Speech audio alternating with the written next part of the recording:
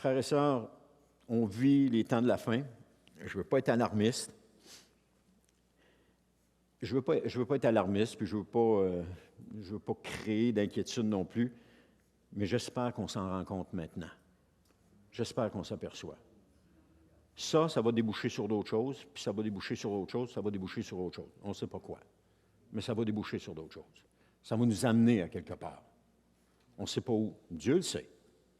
Dieu le sait, puis on peut mettre notre confiance en Dieu. On peut lui faire confiance.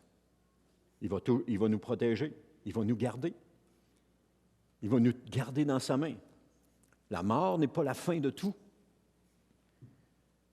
Parce que ce qui est important, c'est la vie éternelle. C'est la vie avec Jésus pour l'éternité. C'est ça qui est important. Le corps dans lequel on vit va être détruit. Les poussières, il va retourner à la poussière. Mais notre âme et notre esprit vont vivre dans la présence de Dieu pour l'éternité. C'est ça qu'il faut tenir compte. C'est ça qu'il faut entretenir. C'est ça qu'il faut prendre, qu'il faut s'occuper. Jésus a dit, cherchez premièrement le royaume et la justice de Dieu et toutes ces choses vous seront données par-dessus. Cherchez premièrement le royaume de Dieu. Mettez le royaume de Dieu en priorité dans votre vie. Mettez votre relation avec Jésus en priorité dans votre vie. C'est la meilleure chose à faire. Jésus ne veut pas vous restreindre. Jésus ne veut pas vous empêcher d'avoir des projets. Il ne veut pas vous empêcher d'avoir des buts, d'avoir des visions, d'avoir des plans même.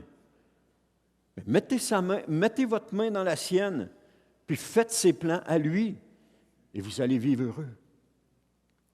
Parce que nos plans conduisent souvent à des situations qui ne sont pas le fun. Je parle par expérience, pour mes plans. Mais quand on marche dans les plans du Seigneur, il nous conduit tout le temps d'une étape à l'autre, à travers des épreuves, à travers des situations difficiles, où est-ce qu'on peut s'accrocher davantage au Seigneur, qu'on peut compter sur lui, qu'on peut toujours savoir qui est là.